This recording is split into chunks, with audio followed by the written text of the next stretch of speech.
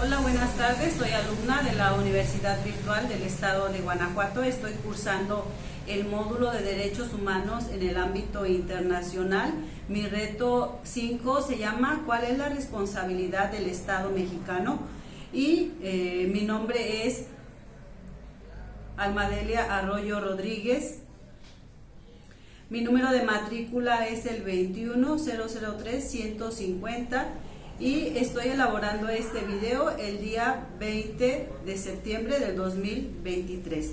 De acuerdo a las especificaciones del reto, nos preguntan sobre cómo nosotros podemos desarrollar la respuesta respecto a los casos planteados. El primer caso nos habla de una chica que se llama Ana, que se encuentra repartiendo panfletos a las personas que se manifiestan en una plaza de armas de su ciudad. Nos menciona que los panfletos que ella está repartiendo versan sobre citas bíblicas y que al enterarse de lo que hacía Ana, un policía decide arrebatarle los panfletos y detenerla, argumentando que no era lugar para repartir ese tipo de información, pues alteraba el orden. Ana permaneció encerrada y comunicada dentro de una patrulla durante 3 horas hasta que la manifestación concluyó. Nos habla el ejemplo y el caso que posteriormente el policía la trasladó a Barandilla, donde recibió burlas y calificativos peyorativos por el personal de seguridad pública. Luego, un día detenida, la dejaron en libertad. Ana denunció el hecho ante la Fiscalía General de su estado y así también ante la Comisión Estatal de Derechos Humanos, pero ambas instituciones omitieron el inicio de cualquier procedimiento, por lo cual Ana acudió a la Justicia Federal, donde resolvieron incompetencia para conocer sobre el asunto. 2 años después, nos dice el caso, Ana presentó su caso ante la Corte Interamericana de Derechos Humanos y el cuestionamiento que se nos hace es si nosotros consideramos que existe una responsabilidad por parte del Estado mexicano. Considero que sí existe responsabilidad por parte del Estado mexicano, ya que la Declaración Universal de Derechos Humanos afirma en su artículo 9 el artículo 19 nos dice que todo individuo tiene derecho a la libertad de opinión y de expresión. Este derecho incluye el de no ser molestado a causa de sus opiniones, el de investigar y recibir informaciones y opiniones y el de difundirlas sin limitación de fronteras por cualquier medio de expresión. También nos habla que en la Declaración Americana de los Derechos Humanos, de los Derechos y Deberes del Hombre, en el artículo 25, nos dice que nadie puede ser privado de su libertad, sino en los casos y según las formas establecidas por leyes preexistentes. Nadie puede ser detenido por incumplimiento de obligaciones de carácter civil. También en esta misma, la Convención Americana sobre Derechos Humanos, Pacto San José, en el artículo 7, nos especifica el derecho a la libertad personal. Nadie puede ser sometido a detención o encarcelamiento arbitrarios. Toda persona detenida o retenida debe ser informada de las razones de su detención y notificada sin demora del cargo o los cargos formulados contra ella. Toda persona detenida o retenida debe ser llevada sin demora ante un juez u otro funcionario autorizado por la ley para ejercer funciones judiciales sin perjuicio.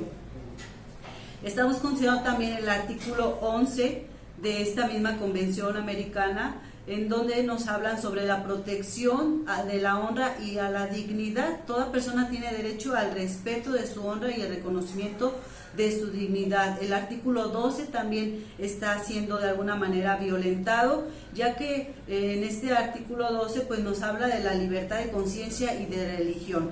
Dentro del Pacto Internacional de Derechos Civiles y Políticos encontramos que se viola el artículo 9 en su numeral 5. Toda persona que haya sido ilegalmente detenida o presa tendrá el derecho efectivo a obtener reparación. Entonces son los artículos y las convenciones principalmente que de alguna forma son derecho internacional, pero que forma parte del derecho positivo para nuestro país y en el cual pues Ana puede valerse para poder de alguna manera ante la Corte pueda restablecer nuevamente estas situaciones de violación a sus derechos.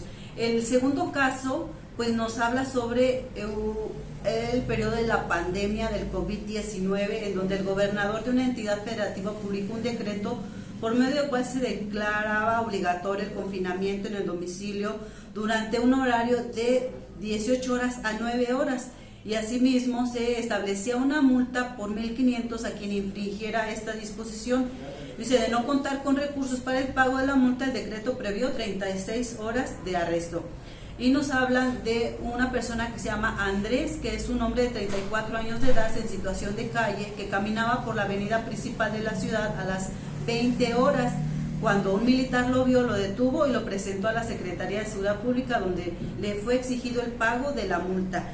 Nos comenta en el ejemplo que Andrés argumentó no tener casa, habitación, familia ni dinero para pagar la multa. Como consecuencia fue privado de la libertad durante 36 horas y boletinado, fotografía incluida en redes sociales como el primer detenido, un sinvergüenza capaz de negar a su familia con tal de no pagar la multa. Derivado del anterior, fue localizado por una asociación civil a través de la cual se planteó su caso en jurisdicción militar y ordinaria, hasta ponerse de conocimiento de la Corte Interamericana de Derechos Humanos.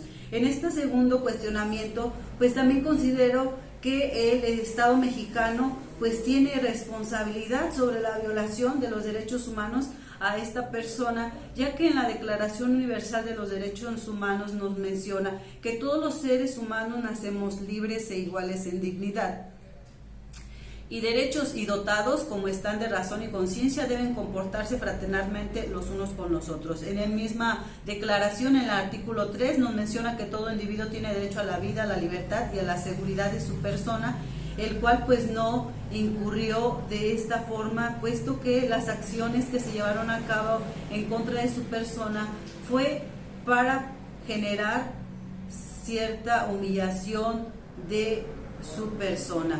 También en esta misma declaración, en el artículo 8, nos menciona que toda persona tiene derecho a un recurso efectivo ante los tribunales nacionales competentes que la ampare contra actos que violen sus derechos humanos fundamentales reconocidos por la Constitución.